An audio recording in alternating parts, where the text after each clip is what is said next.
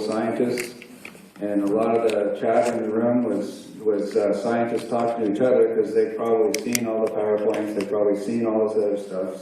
So they weren't really paying attention to their fellow scientists as they were talking. But the story that was told to me, and I wasn't there, but I think I heard it right, correct me if I get it wrong yet, but this is another test of the integrity of the story.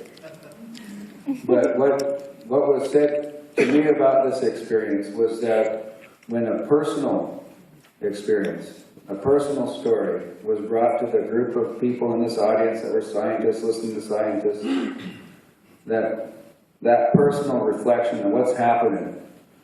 Ed Johnstone's responsible for fisheries management in this watershed in the ocean, and he's seeing the glacier disappear, as President Von Sharp said, that it's gone in that 1 year they went to look. But what it meant to him, and what it meant to his responsibility, and what it meant to his responsibility to his fishermen and their dependents, that personal reflection of what was happening resonated to such a degree with the scientists in the room that you could hear a pin drop. They weren't interrupting each other, they weren't disrespecting the presenters on the panel because they're all scientists.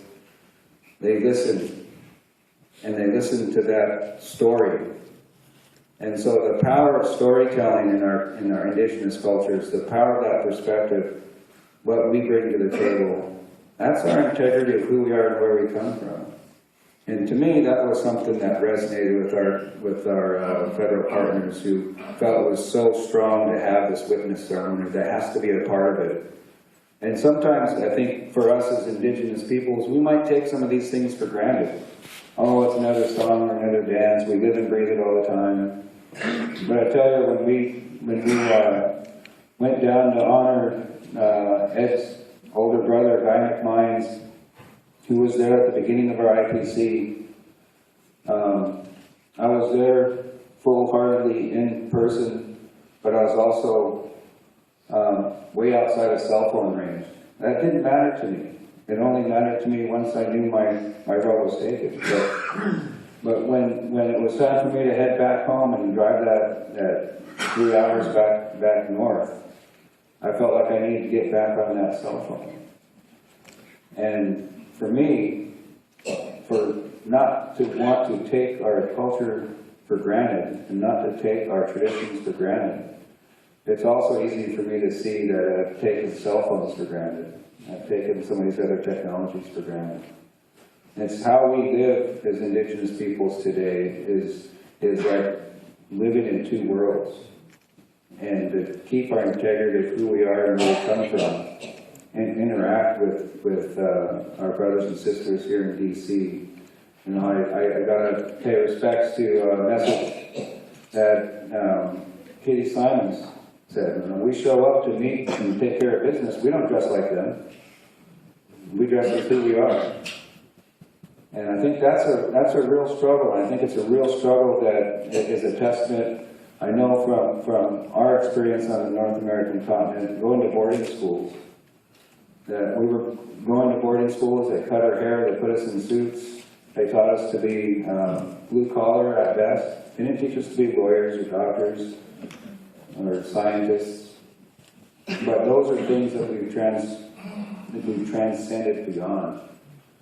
And I think for our tribal governments that are here, you know, I look to our successes under self-governance. I look to our successes that when we've taken over Indian Health Services, we've done a better job. We've taken over some of these other programs, we've done a better job. But as the federal family gets more and more engaged in our diverse engagement, the policy portfolios of our tribal governments are spreading out more and more and getting into more and more of these areas of the federal government. We're cross-piping. Whether we know it or not, we're cross-piping these silos of the federal family. And that's something I think is important for us to bear witness here, is that we are progressing into these areas. It's not just IHS and BIA anymore. And I think it's a thing that we institutionalize this concept of first stewards. First stewards in the long run can become a repository of these perspectives that we can all glean from. And we all have something to contribute into this canoe of first stewards, this multicultural canoe of first stewards. And we all have paddles that can help bring this canoe forward. And that with our PhD students and our master's students, that those pieces of research should be part of a library that we all have access to. Jason Biggs from Guam, a PhD, University of Guam. He's another attribute to this First Stewards repository of intellectual knowledge that we have. I want to acknowledge we have Dr. Charlotte Cote from the University of Washington, who's working on an indigenous learning center called the Intellectual House.